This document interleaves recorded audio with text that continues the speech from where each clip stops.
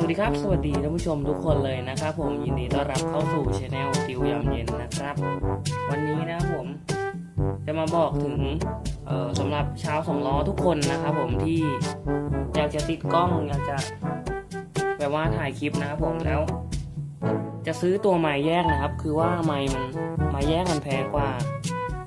นะครับมันแพงมากเลยแหละไมค์ของพวกโบย่านะครับ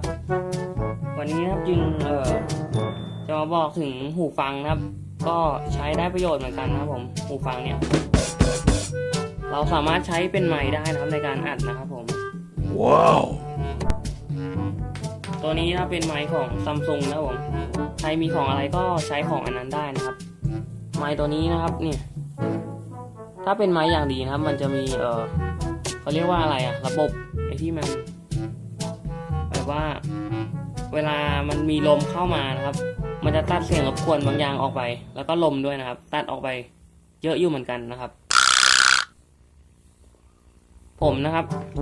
ส่วนตัวผมติดเองนะครับผมจะไม่ติดตรงนี้นะเนี่ยถ้าเรายัดเข้าไปตรงนี้นะครับดูนะยัดเข้าไปตรงเนี้ยแล้วข้างหน้าเนี่ยมันมีลมเข้าตรงนี้ได้นะครับเนี่ยตรงเนี้ย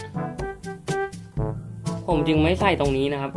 ให้ใส่ตรงแก้มแทนครับถ้าเป็นหมวกเต็มใบนะให้ใส่ตรงแก้มตรงเนี้ยเดี๋ยวผมใส่ให้ดูนะครับ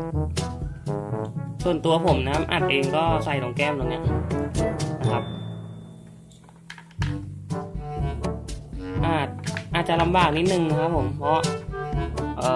หูฟังนี้มันไม่ได้ใช้หรอกมันใช้แค่ตัวนี้นะครับที่เป็นไมค์นะครับแต่มันก็เราไม่ต้องเสียตังค์นะครับใช้ของที่มีนะครับใช้คุ้มใช้เป็นประโยชน์นะครับผมนี่พอใส่แล้วนะครับมันก็จะอยู่ตรงแก้มเราเนี่ยนะครับตัวไมค์ก็อยู่ตรงนี้ถ้าอยากให้ชัดๆก็เอาขึ้นมานิดนึงได้นะครับนี่ครับผมแล้วก็เก็บใส่ลงไปนะครับที่ผมเก็บให้เนียนก่อนให้มันอยู่สักประมาณนี้หันตัวหน้าไมค์นะครับเข้าไปในหมวกนะครับผมปึ๊บนี่ครับทีนี้เอาไอ้สายเนี่ยอย่าให้มันพันกันเสร็จแล้วนะครับผมทีนี้เดี๋ยวผมได้ทำคลิปไว้แล้วในการทดสอบระหว่างปิดชิวกับเปิดชิวนะครับเดี๋ยวเราไปดูกันเลยนะครับผมว่ามันจะเป็นยังไงนะครับในการที่ใช้โทรศัพท์อัดเสียงนะครับผมไปดูกันเลย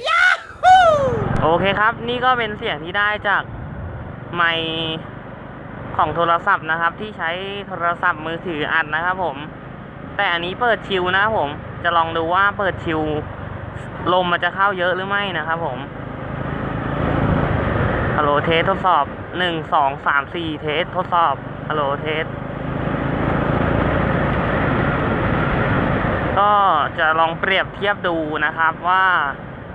ปิดชิวกับเปิดชิวนะครับอันไหนเสียงมันจะดีกว่ากันแต่ถ้าขับเร็วเกินยังไงมันก็มีเสียงลมอยู่แล้วนะครับสำหรับหูฟังนะครับที่เป็นของได้มาตรฐานหน่อยมันก็จะมีระบบป้องกันในนี้นะครับเสียงยังไงอะเป็นเสียงรบกวนนะครับแต่ถ้าระบบไม่ถ้าเป็นหูฟังถูกๆ10 บาท20 บาทนะครับมันก็จะไม่มีที่ตัดเสียงรบกวนนะครับพวกอะไรที่อยู่ในไมค์นะครับเดี๋ยวทีนี้เราจะมาลองปิดชิวกันดูนะครับว่าเสียงมันจะเป็นยังไงนะครับผมดูรถก่อนนะครับมองไม่เห็นเลยงั้นเราไปเลยนะนี่ก็ปิดชิวแล้วนะครับผมก็ไม่รู้ว่าเสียงลมมันจะเข้ามากหรือน้อยกว่าไม่ปิดชิวนะครับเพราะว่ามันก็มีรูบางรูนะครับที่ลมสามารถเข้ามาได้นะครับผม